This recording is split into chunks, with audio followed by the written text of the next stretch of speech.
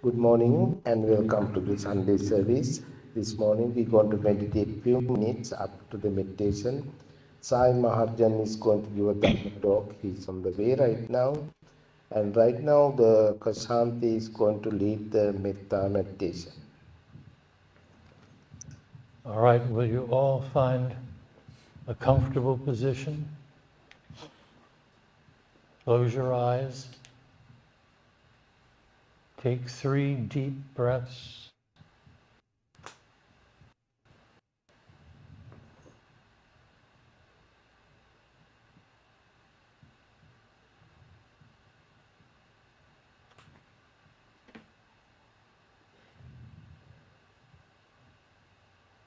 May I be well and happy, peaceful and free from suffering. May no harm come to me. May no difficulties come to me. May no problems come to me. May I always find fulfillment. May I also have the patience, courage, understanding, and determination to meet and overcome the inevitable difficulties, problems, and failures in life. May my teachers, my parents, my siblings, my friends and relatives, may they be well and happy, peaceful and free from suffering. May no harm come to them. May no difficulties come to them. May no problems come to them. May they always find fulfillment. May they also have the patience, courage, understanding, and determination to meet and overcome the inevitable difficulties, problems, and failures in life. May all those I meet in my everyday life, may they be well and happy, peaceful and free from suffering. May no harm come to them. May no difficulties come to them. May no problems come to them. May they always find fulfillment. May they also have the patience, courage, understanding, and determination to meet and overcome the inevitable difficulties, problems, and failures in life. May those who wish me ill, those I have difficulties with, may they be well and happy, peaceful and free from suffering. May no harm come to them. May no difficulties come to them. May no problems come to them. May they always find fulfillment. May they also have the patience, courage, understanding, and determination to meet and overcome the inevitable difficulties, problems, and failures in life. May all beings arisen in these realms, either with form or without, with perception or without, with consciousness or without. May they be well and happy, peaceful and free from suffering. May no harm come to them. May no difficulties come to them. May no problems come to them. May they always find fulfillment. May they also have the patience, courage, understanding, and determination to meet and overcome the inevitable difficulties, problems, and failures in life. May suffering ones be suffering free, and the fear struck fearless be. May the grieving shed all grief, and the sick find health relief. Now continue with thoughts of metta until you hear the bell.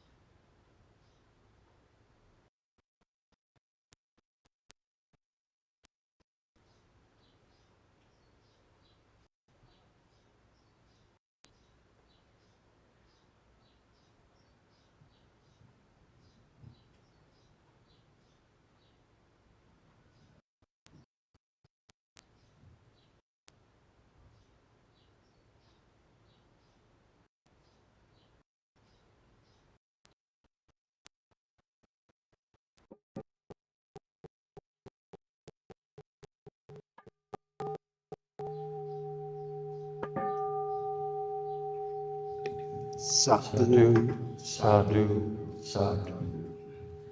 Thank you, Kashanti, leading the meditation. We are still waiting for the Sai Maharjan. He's on the way. He just called 5 minutes to 11. He says it's a little bit late because of the accident somewhere.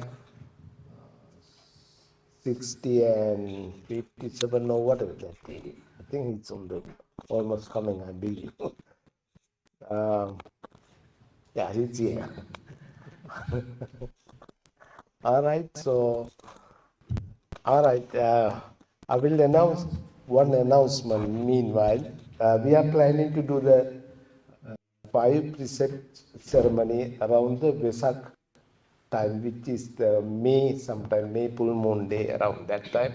If you are interested to take 5 precept, please talk to the Ratana and make sure you should come to temple and practice more about our Dhamma here, and make sure to have, you should know about the, memorize about the 5 precept.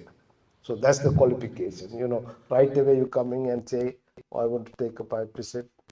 We cannot accept like that. So you have to practice a little bit, at least 2-3 months, come to temple and practice. Then we will take care about that thing. So that's the announcement right now. Other announcement we will do the later after the service. I think after the Dhamma talk, Sai have to go also just after Dhamma talk. So thank you, Sai, being with us again. Where are you? All right. Okay, you can start.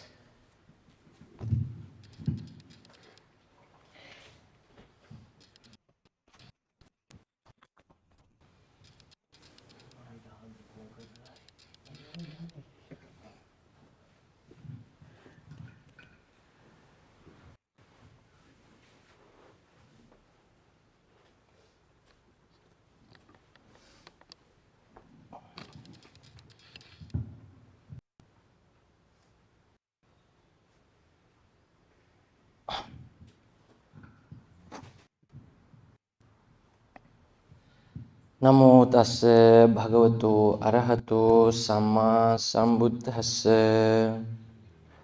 Namo tassa bhagavato arahato samma sambuddhassa. Namo tassa bhagavato arahato samma sambuddhassa.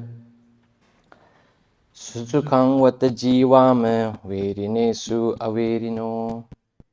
Verinesu manussesu viharame averino. Susukhang vata jivame aturesu anatura.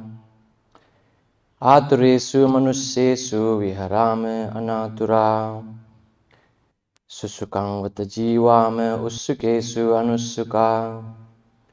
Usukesu manussesu viharame anusuka. The Chief Bhante Santi at IBMC, Venerable Sirs, and their friends in Dhamma. It is always an honor and joyful to join this gathering every month and talk about the Buddha's teaching, share meaningful insights from the Buddha's teaching for our well-being and also spiritual growth. In last few, probably about 5 months' time, I've been sharing some of the teachings from Tripitaka and Buddha's life stories related to 8 Noble Paths. I hope you remember some of it. If not, we can talk about it more. And I tried to share those teachings to connect and encourage people, those who are inspired to follow Buddha's teaching. And last time we talked about Samma Sankappa, which is right thought. And today I like to share a few stories and also teachings that related to right livelihood. I feel the topic is well suited this time and period because what we are seeing around is confusing, and we try to find how to guide myself, how to live a life that is we consider righteous living or right livelihood. And if you look at the word samma ajiva, that's the Pali term for right livelihood in Buddhism, the Buddha did not expect to live a perfect life. That would be arguable, right? It's not paramatta ajiva, which means the superior or the most perfect way of living, because someone can question what would be considered perfect living. So the Buddha's message is samma. Samma means right or correct way of living. And one can argue what is a correct way of living, depending on where you come from. That's why I shared 3 verses from the Dhammapada. It is in the chapter called Chapter of Happiness in Dhammapada. Susukang vata jivama verinesu averino. If you want to think of how should I live a life, one way to compare yourself is if there are people around us living in hatred. And the meaning of the gatha is, indeed, we live happily among the people, those who hate each other. Among haters, I live without hatred. That's the meaning of first gatha.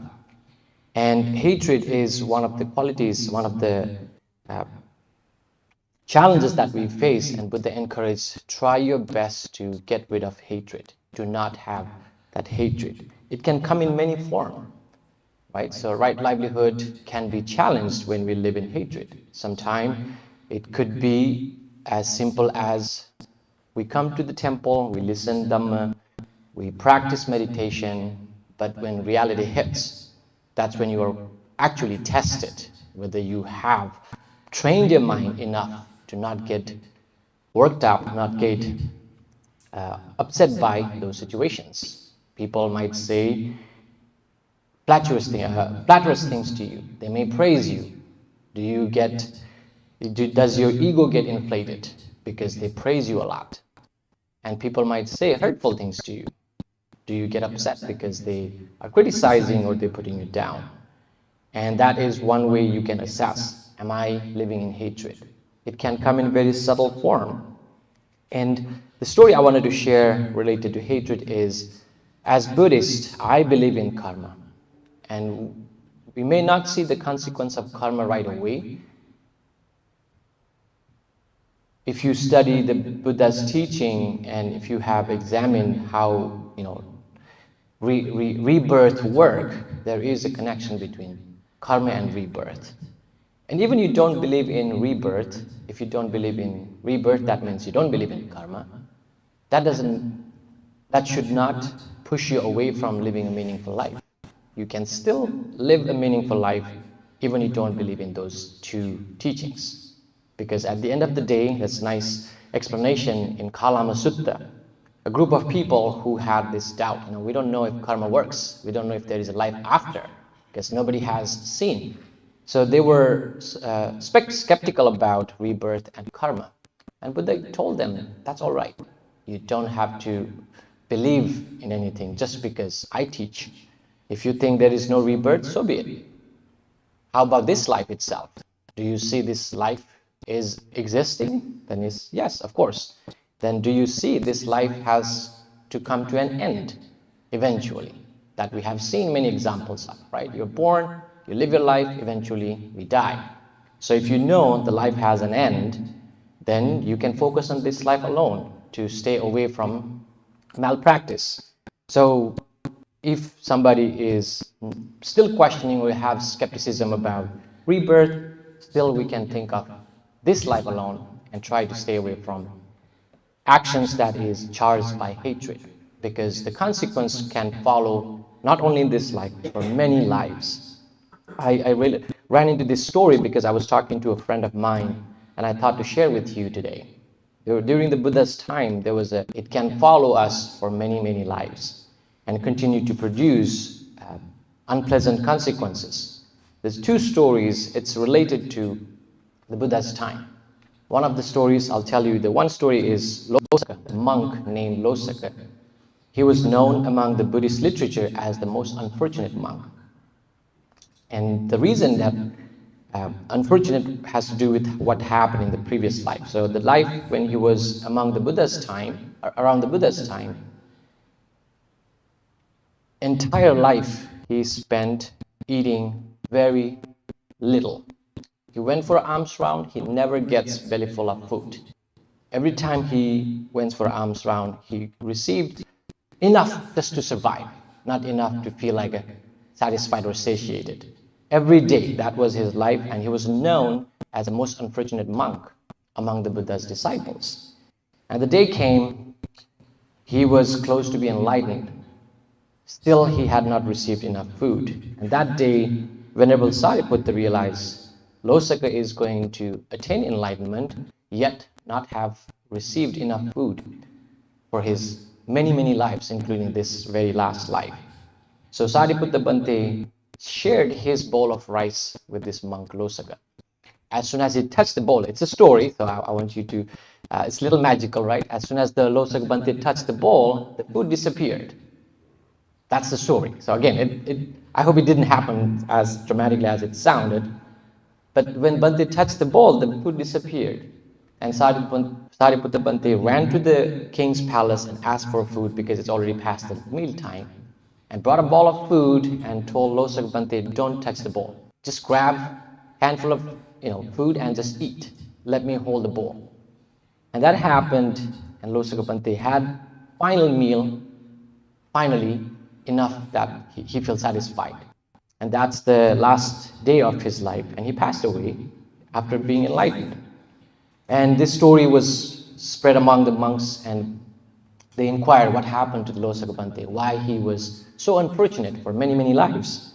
Buddha told the background story. There was one time in few previous lives back, Losaka Bhante was again another monk. He had this practice being monk and practicing for a spiritual journey, but there was one time, as a monk in previous life, he had a visitor. This guest monk came to stay in the temple, and during that monk's stay, it was nice. People started to treat both of them well.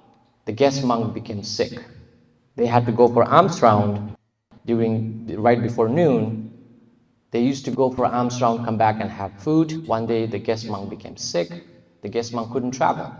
So Losaka Bhante in previous life went out for alms round, we call Pindapata, brought some food for a guest monk and himself, shared the food. That was good. The guest monk continued to remain sick for a few days. Losaka Bhante had to go for alms round by himself, and people asked about the guest monk. Somehow, Losaka Bhante didn't like it. He felt the guest monk is going to stay there forever, that's going to share whatever he had to receive from people, and he started feeling this subtle dislike toward this monk, the guest monk. It's a long story to advance. Eventually, Losaka Bhante started to have more and more negative thoughts about guest monk. And people continued to treat the guest monk nicely. And one day on his return, he did not bring food for the guest monk. But some of the devotees in the town realized they need to send some food for the guest monk. They brought some food for the guest monk and told Losaka Bhante, please offer this food to our guest Bhante in temple. Losaka had such a strong, negative feelings toward this monk already. Instead of taking that food to the monk, he dumped the food in fire on his way back and did not feed the monk. And the monk who was in temple was already enlightened and saw this happening from his inside and immediately left the temple. So Losaka Bhante doesn't continue to collect or accumulate more unwholesome deeds. I guess it's a story that's connected to later in the Buddha's time when he became monk. Many lives, many places, when Losaka Bhante was born, it continued to have scarcity, less food. So when I'm trying to share this, I thought to share this story because we do things sometimes thinking in a very immediate consequences. We want to change something, we want to make people feel certain way that may have long-term consequences. And there are many stories related to hatred, related to sometimes this hateful action, sometimes hateful speech. People may not think about it. And that is not right livelihood. I like to think, how the Buddha's teaching work is, if you look at what is the wrong way of living, that should help you to define what is right way of living. That is the first. And the second, the parallel story is Sivali Bante, another monk who is considered the most fortunate monk, who is, even the Buddha used to assure, like before he traveled on a long journey, he would ask if Sivali is joining the great team. If Sivali Bante is there, Buddha is assured, like, we're going to have food. Buddha knew Sivali Bante is very fortunate. And Sivali Bante's story is the opposite. It's a long story. In short, in one of the lives before his last life as Sivali Bante saw a starving dog who was pregnant. And the story says he couldn't find any food, so what he did was he vomited the food that he already consumed to feed the dog. That karma was so powerful for Sivali Bante. Many lives he never experienced any scarcity or lack of food in his life. That's the other parallel story, right? The action of kindness. Again, the stories are sometimes dramatized, but the message is there. When you act from compassion, act from loving kindness, it brings fortune in this life. It makes life meaningful. And same thing with the opposite, right? That's where the Pali stanza I even use as my wedding vow. Susukang wata jivama, verinesu averino. There are people, we're surrounded by hatred, surrounded by evil and ill-mindedness. And I try to live free from those ill will, free from that hatred. And the second line is, Susukang wata jivama, aturesu anatura. I live healthy among the people, those who are not healthy. I strive to live healthy when people suffer from illnesses. Now this one is, again, we're not trying to find the magical power to live healthy. It's more examining the right livelihood. If you examine your mind, how do we know from the Buddha's teaching we are living a right livelihood, the correct way of living? There are 3 lines of inquiry you can look into. The first one is, of course, if you compare Bantes, right? If you look at the temple, all the monasteries, Bantes have a lot of opportunity to stay away from. I'm not sure Bante always the case, but most of the time you can stay away from the worldly dangers. You have the opportunity. I know a little bit because I lived 16 years. So there are a lot of opportunities you can stay away from the worldly dangers, worldly troubles. And if Santi Bante wants, he can give up everything and go to Sri Lanka, maybe a forest temple, and live his entire life there. Because Bantes have that freedom. That is not the case for lay people. You have social obligations, you have duties, you have job, you have family. Now, when you live a life as a lay person, there comes many other responsibilities. And one of them is your job. We spend about 40 hours every week giving our time to that job. And the Buddha gave some meaningful advice. How do you choose the line of job that is in alignment with the Buddha's teaching? So if you are questioning, if you sometimes wonder, I don't know if my job is correct, if I'm in the right path to practice Buddhism and also keep my job, hopefully this inquiry will help. Now, none of these advice will perfectly fit. We have to use our reflection. We have to examine our own mind to identify I'm in the right path or right profession. In Sigalovada Sutta, there are a few professions Buddha considered that's upright, that straightforward, they are not helpful, or they are not right way of living. If you think, manufacturing or trading weapons, producing or selling drugs, right? Or selling livestock. So those are directly related to problematic occupation, because the first line of inquiry is, am I in a profession that would harm other living beings directly? So if you think of weapon, drug, or livestock, that will directly harm those living beings, hurt others. And that should be, if you again want to follow the Buddha's path, find Buddha's direction for your life, that first line of inquiry should be helpful. Am I in a profession that hurts or harm other living beings directly? If that doesn't answer your question, you can go to the second line of inquiry, which is, am I in a profession that makes me break my precepts? So 5 precepts. If I have to break my precepts, if you have to frequently lie, frequently hurt others, frequently engage in the precepts, that should inform I'm not in the right profession. And that connects with the third line of inquiry. When I go to sleep, when I'm away from my work, do I have trouble calming my mind down? So there are professions, we see around the world, especially in these last few days, there are few unfortunate events happen in Minneapolis. So if you are in a line of job, if you're in a profession that not just like hurting, but killing others, does that sit well with you? Whether you are the Buddha's follower or just being a human.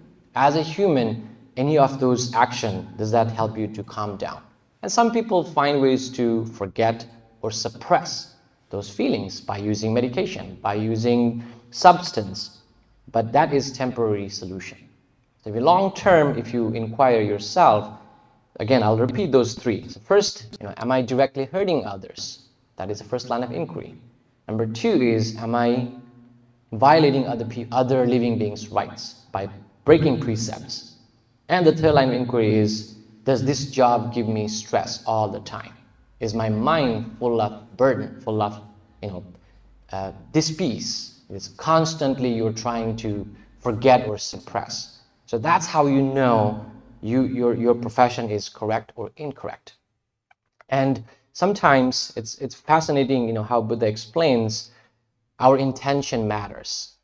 There was a lady who supported her husband who is a hunter. So she would prepare all the meal, all the tools that necessary for her husband, yet she was already enlightened. And people criticize, how could you do that? How could that lady continue to support the husband? The husband goes and kills a bunch of animals. How does that work? And Buddha gave a nice explanation. And if your hand is free from wound, holding poison does not hurt you. It does not inflict you. So that's like a way to explain if your intention is there to support, if the intention matters. And that's another way to see if we are living a life that is leading toward happiness, leading toward more peaceful life. And the last one is susukang vata jiwama usukesu anusuka. Usukesu manusesu vihara amanusuka. There are people striving for sensual pleasure.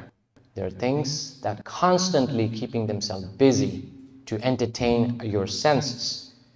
Buddhism is based on middle path. It's not an extreme practice. Buddhism allows you to have a meaningful life, a good life. Buddhism does not ask anybody, even Bhantes, they are not supposed to starve themselves just so they can practice austerity. That is not required. You have to eat well. Even the precepts, one of the precepts, like eating after meal. So eating past noontime is one of the precepts for ordained the novices and monks. However, when the monks are sick, Buddha allowed to have food because you need to be free from illness.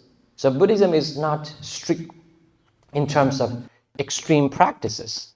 It allows you to have the middle path. So if you look at in lay life, what kind of activities you do, what kind of connections you have, is it constantly seeking sensual entertainment, or is it just like an everyday life, you're trying to have a meaningful life? It comes with practice. As we listen to the Dhamma, as you practice meditation, we're trying to train our mind to be free from attachment. That is the biggest challenge. Whether you are ordained as a monk or you're living a household life, attachment is the challenge. We're trying to slowly let go of those attachments. Sometimes we don't realize that attachment can come from very subtle ways, right? We tangle ourselves and make our life very complex. And that's where we want to examine, am I living a life that is not constantly striving to seek sensual pleasure? I'm trying to live more, the Pali term is nekkhamma. Nekkhamma is free from attachment or letting go. And it's a good practice. It's a good practice to have. I'll tell one more story and I can take some questions. There was a student, a young man who was ready to become a monk. And he went to a senior monk and he asked the senior monk, Bante, I'm ready to let go of my lay life and I want to become a monk. And the senior monk wanted to test if this person is really ready. So he told, okay, I'm glad you're ready to become a monk. I'm gonna take you to one of my very close devotee and find a place for you there. Stay there for a few months and I'll come back and check on you. If you're ready, then I can, take you with me. In the meantime, you have to observe precepts and try to practice teaching and meditating and also teach Dhamma to people whenever you can. So there is a period called, it's almost like probation period when you go to temple. I did that. I was 13. My teacher took me from my town and I stayed as a layperson, but supporting monks. I was the, what do you call? In Sinhala we call abhidya, right? So abhidya is like,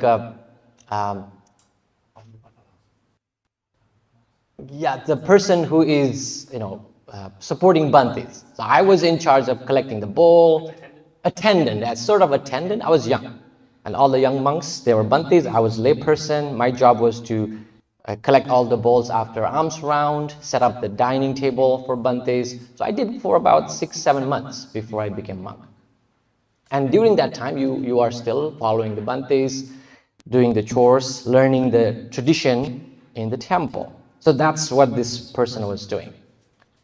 And he was a young man, and he stayed there by the elder monk's devotee. So he started living there. He had his clothes very limited. Now, in a minimalist life, right? He doesn't have many supports, and he had a robe that's like a brown, not the maroon color, but there's a brown robe you wear. So he was wearing that robe. He was living simple life.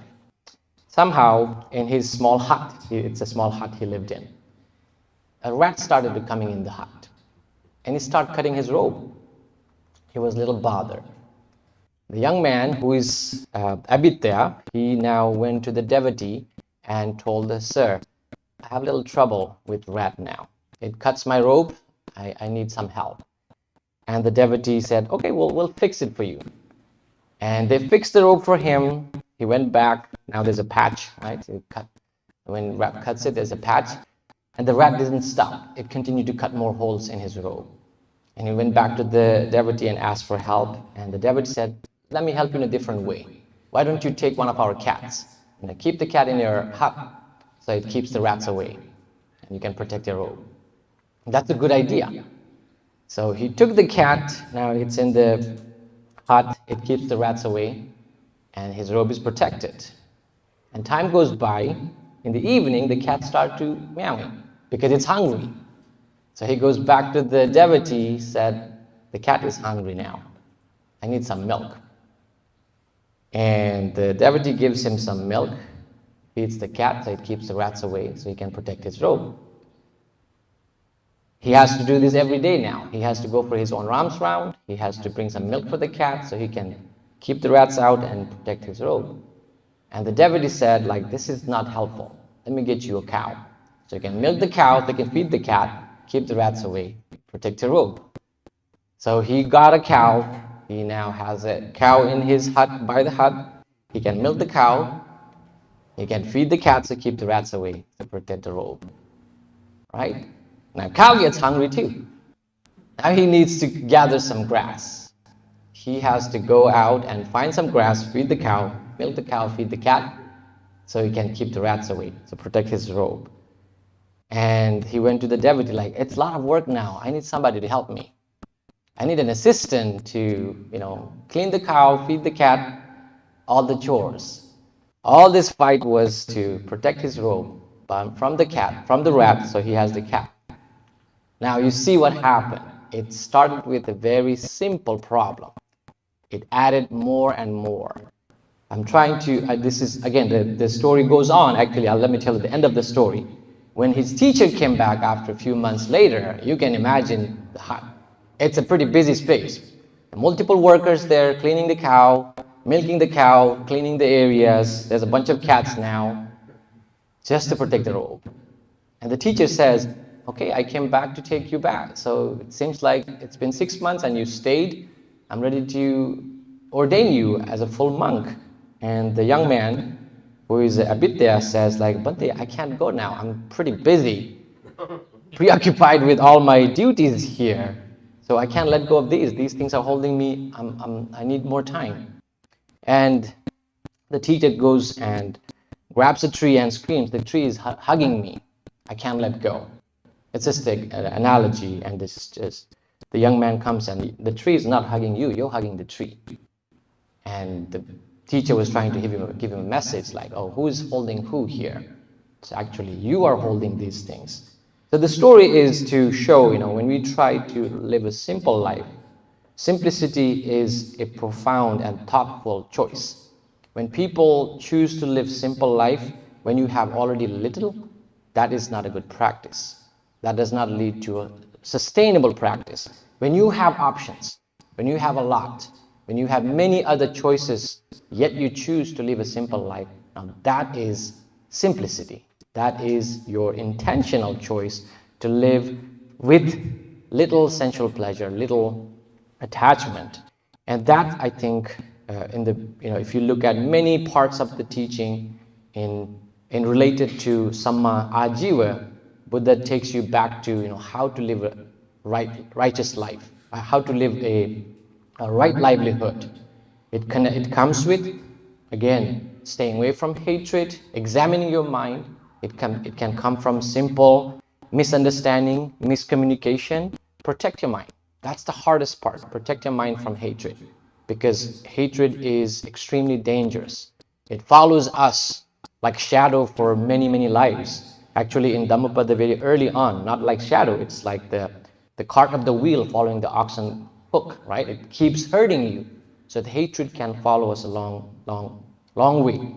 And also examine, use those 3 lines of inquiry.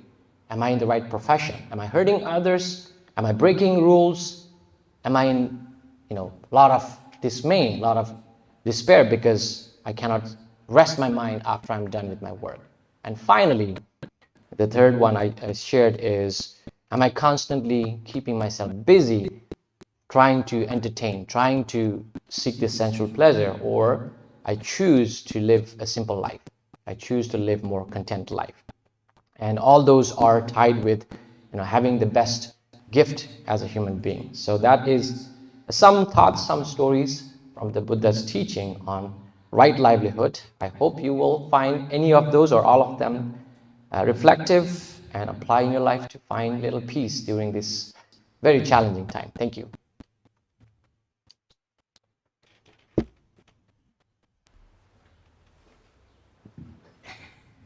Thank you, Sai.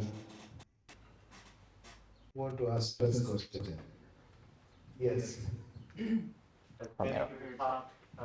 Can you say a little bit about, as lay people, like how do we find balance in pleasures? Because my understanding is that like in the Nikaya, the Buddha says like, we're not against pleasure. He's against thinking that sensual pleasures are the highest form of pleasure, right? Like jhanas are higher pleasures than any sensual pleasures. And the Sangha is made up of lay people who are celibate and don't partake of sensual pleasures, and then people who are not celibate and do partake of sensual pleasures.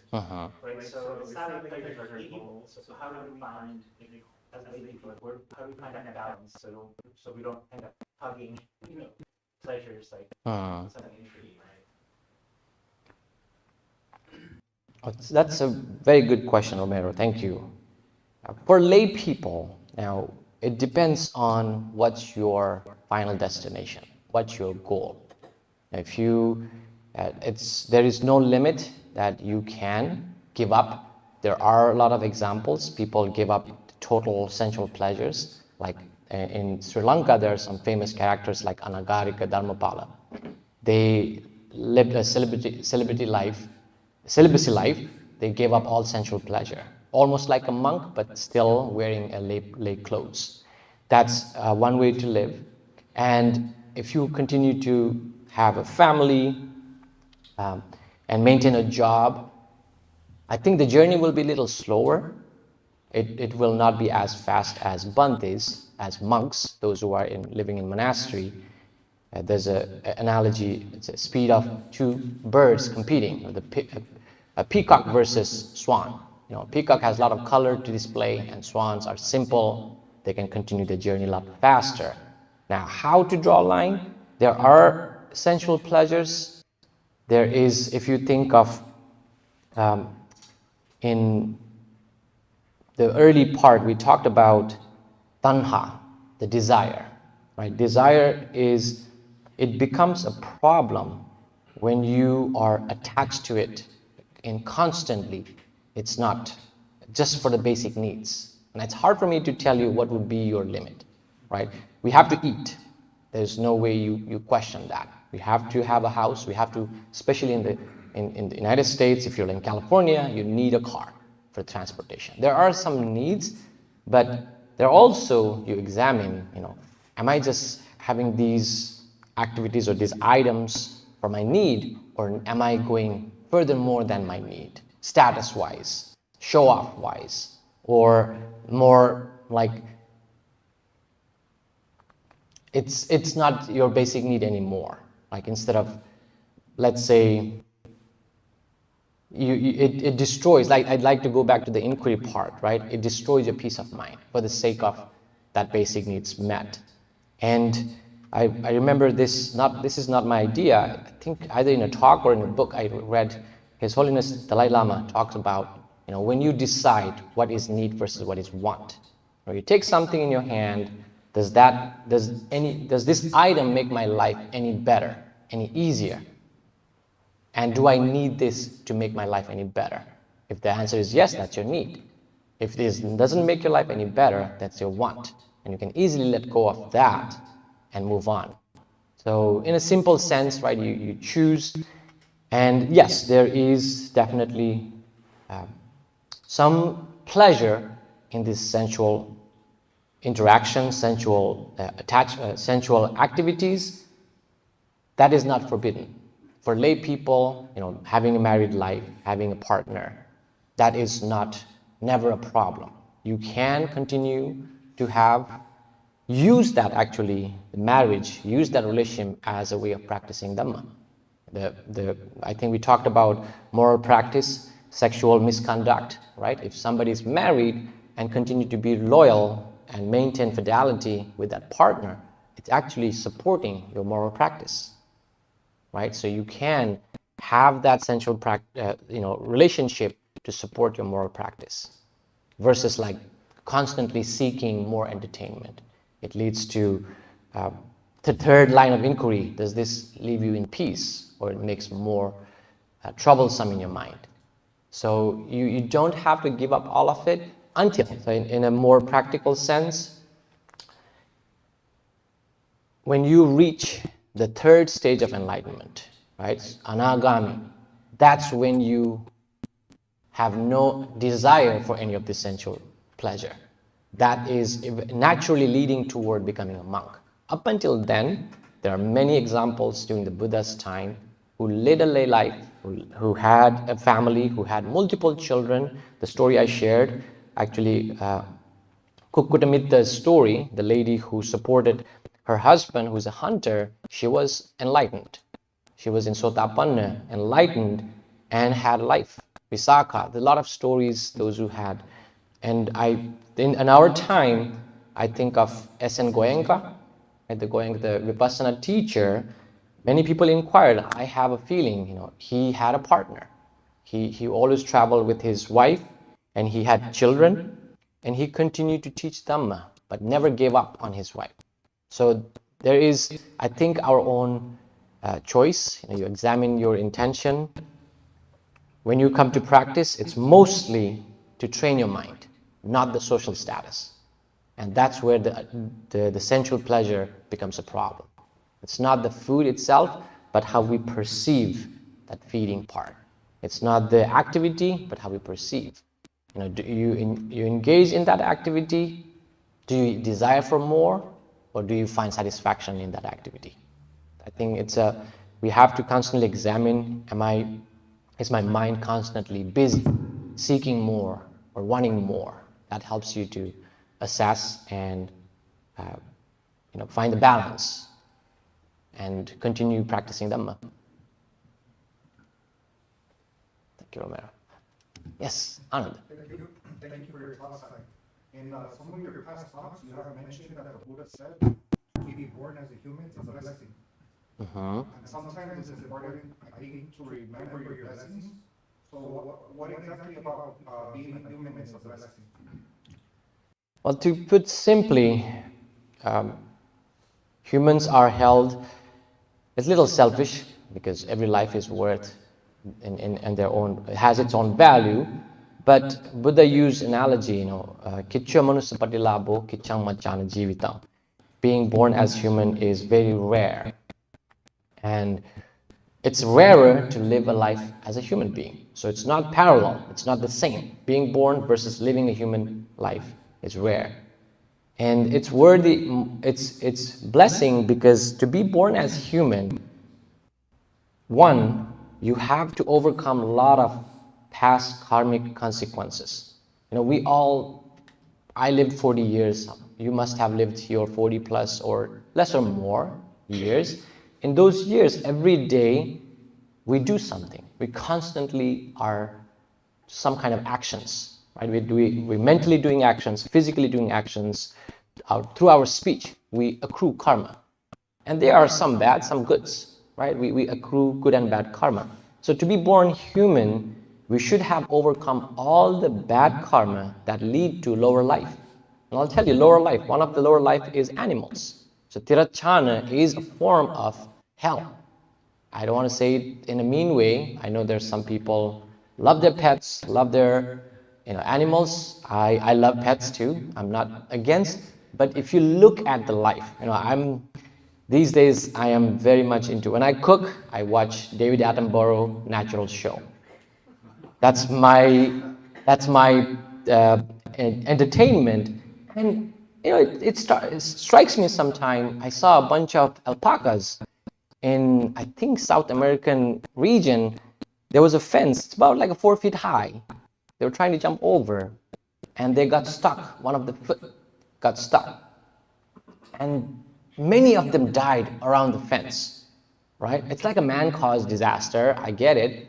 But when I look at the animal themselves, just because they were stuck, right? They couldn't help themselves out. So you see many of these, the chain of life, the animals, it's heartbreaking. From a simple natural obstacles, they die. So that's a form of hell we have in our world. It's a form of lower life. Hell in a Buddhist sense, it's a lower life. So we have to have overcome all those karmic results to be born in any of these lower lives, to be human. So that's one reason. When you are human, you have opportunity to rise very high. So that's because we already overcome those karma. Now, that is up until you were born. After you were born, whatever you did is, you have to carry that. I don't want to think like, you are free. We have done many things. The karma is already accrued. The other part, human life is precious, is imagine you're born as human. You give up your lay life. You become monk. You practice meditation. And you become enlightened. And that is only possible for a human life. Not God, not any other lower lives. So a person, a human being, can completely transform being an ordinary being to enlightened one is only possible for a human being. And that's why Buddha held human life very precious, very high.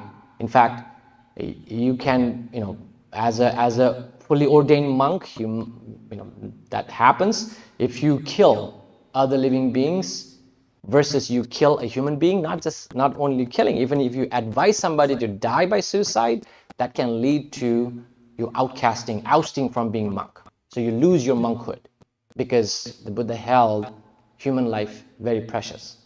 Just because you can transform. The Buddha was born as human, and then he ended as an enlightened one. So in many of those examples should help, you know, why human life is so precious.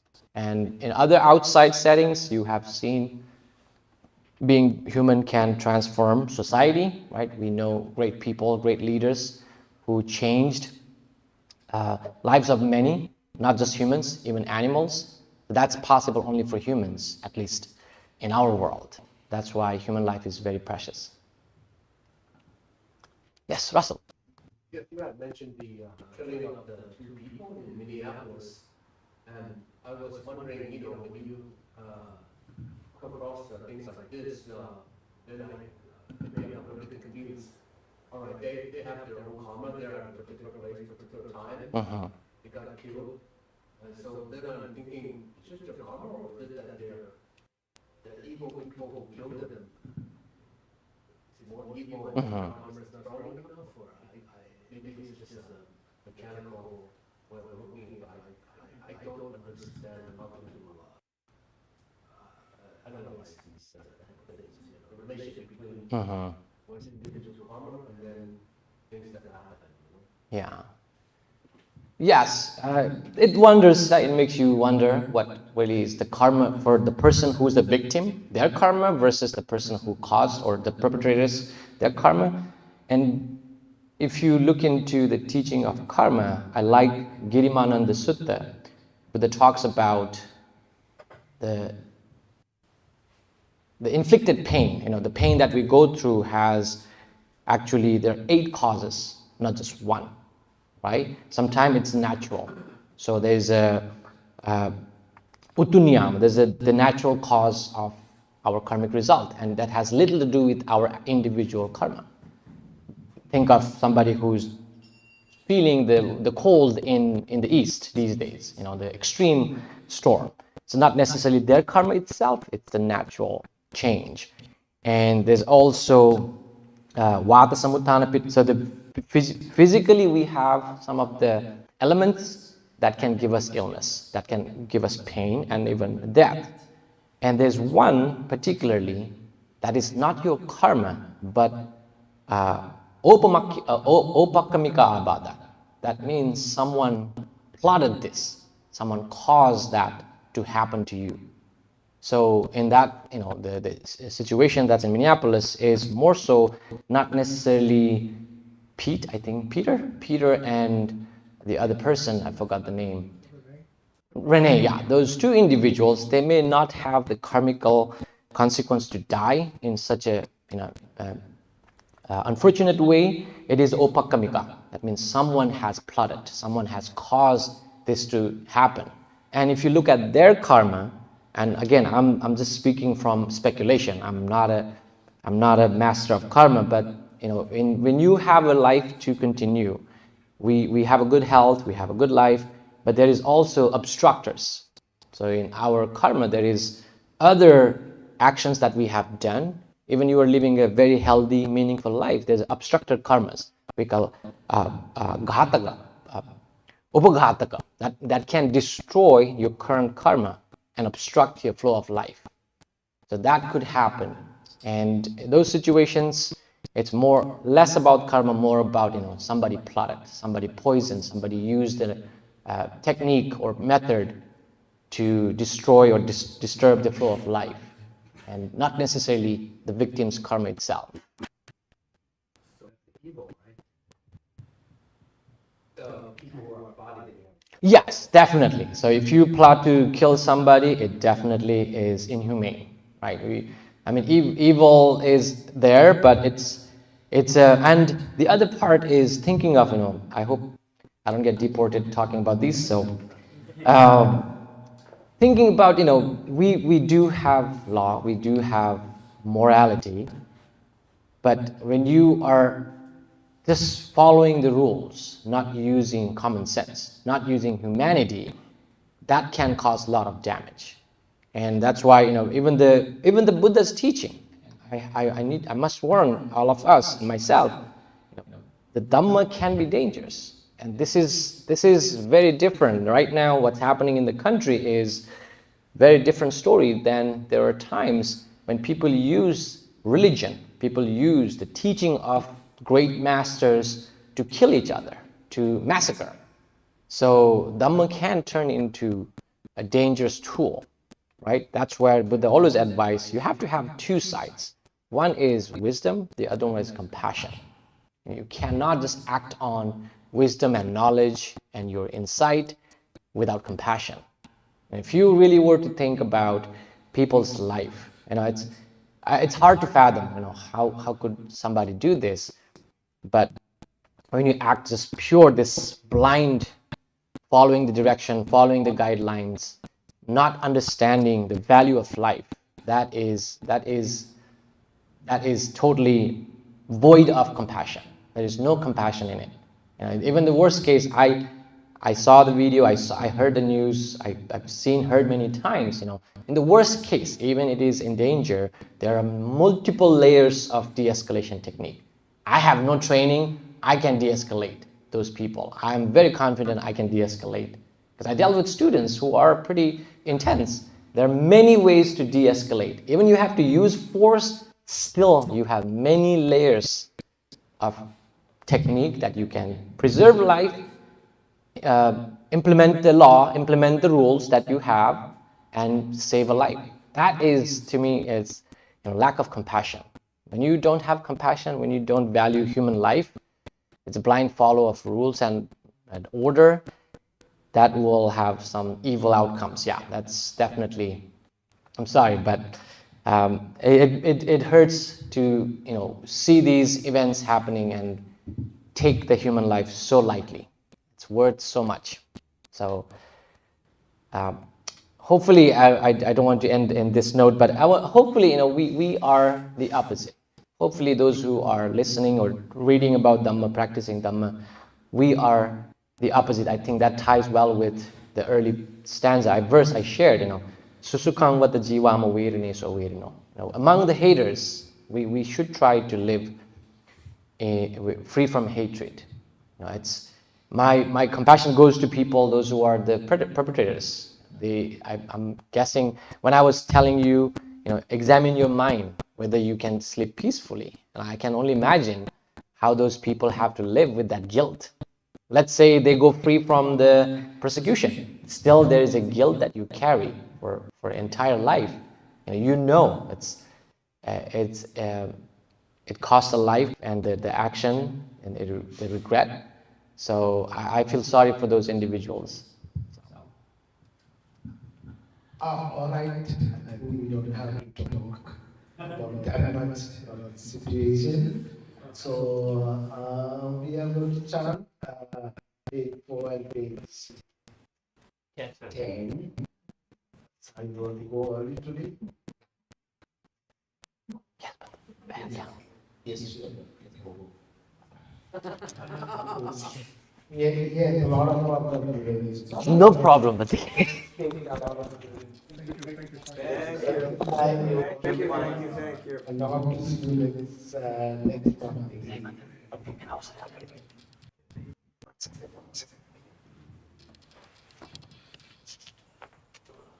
Sleep for the next. Bye. The New Year gift for your daughter and your Bye-bye. Thank you, and we will chant for the page 4 and 10. Namo tassa bhagavato arahato samma sambuddhassa.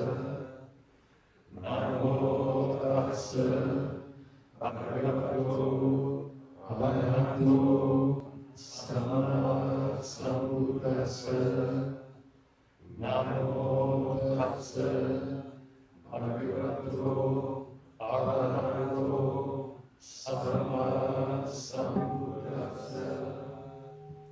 Buddham saranam gacchami, Dhammam saranam gacchami, Sangham saranam gacchami.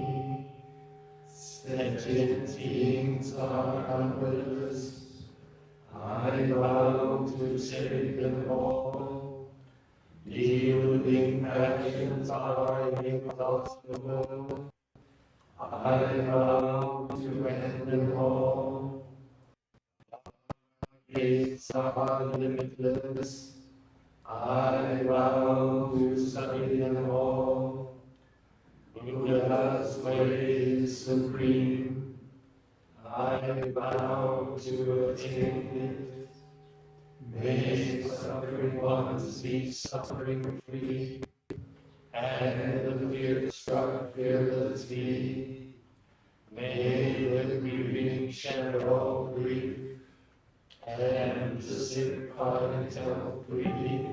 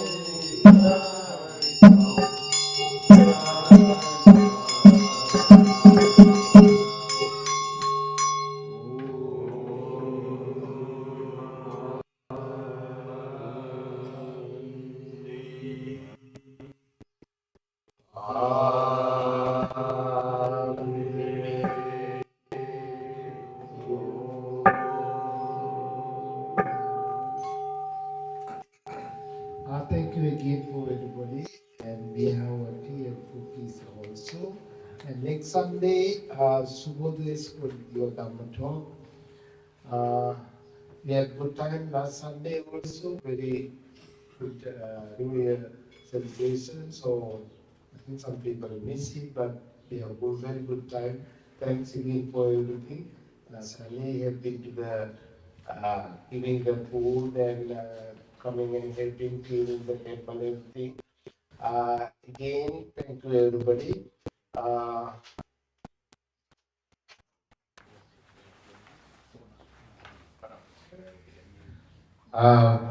think Panyaloka is going to announce something.